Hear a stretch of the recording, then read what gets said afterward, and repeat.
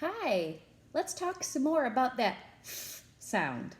This is our third video talking about how the letter F makes the f sound. Like we've said before, it's kind of like a windy sound and makes me think of a fan. Do you hear the wind? I bet you can see it come through my, well, I can't really see the air, but I bet you can see my funny face. I bet you can hear it. And I bet if you do it on your own mouth, you can feel it. Let's practice together. Very good. So I have some more cards here, and we have fur. I call this cat Furball. Feather, faucet, food, and fork. My favorite of those is definitely food. So let's start with that. Food. Ask your helper to let you feel how he says food. Or maybe it's a she. How she says food. I bet you can feel that air coming through and you can see your helper's funny face. So food was my favorite, but we're all still going to practice the other ones. Fur. Have your helper try that word. Go ahead and look at them. See where their teeth are. Their teeth are probably on their bottom lip, I'm pretty sure. And feather. Watch your partner say feather. Is the first sound, yeah. Watch your partner say faucet. It could be that I'm going too fast. If so, just hit the pause button, no big deal. And here we have a fork. Do you see? Fork. I've got my funny face and the wind is coming out. Okay, I think you and I are ready for the story. Once there was a cat named Furball. Furball only had a feather, and Furball didn't really want to eat a feather.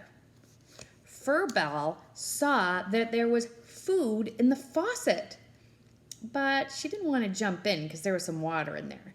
So Furball turned on the faucet and the food started to float. Furball still didn't want to go in the water, so she used a fork to get the food out of the faucet. And then guess what? She used the fork to eat the food. And Furball was so happy she didn't have to eat a feather because this food was much better. Thank goodness she had a fork and knew how to turn on a faucet. Okay, ready for your questions? Who was the main character? Did you say Furball? If you said Furball, you are right. Practice saying that just like me. Furball, Furball, Furball. I really love it when you do it 3 times. Oh, I forgot to ask the question. I forgot. There's another good word. Okay, well, you already know the answer. Maybe you could ask a question. Did you ask, what did Furball have to eat? If you ask that question, you're right.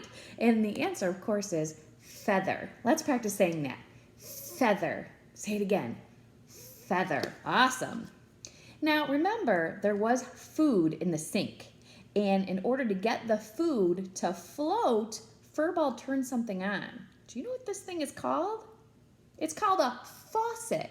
Practice that. Faucet. Again, faucet. One more time. Faucet. I hope that you are putting your front teeth down onto your bottom lip to make the funny face and letting that wind out. Okay, so Furball did not want the feather. She wanted some good, what? What did she want? Did you say food? Awesome. I hope you didn't say pood or some other way of saying it because this word starts with a f sound. Let's practice it 3 times. Food. Food, food. Good job. Now, how did Furball get the food out of the sink? Did she use her fork? Is that what you said, the fork? Good, let's practice saying fork 3 times. Fork, fork, fork. Now, I want you to look in your fridge or your pantry for your favorite foods.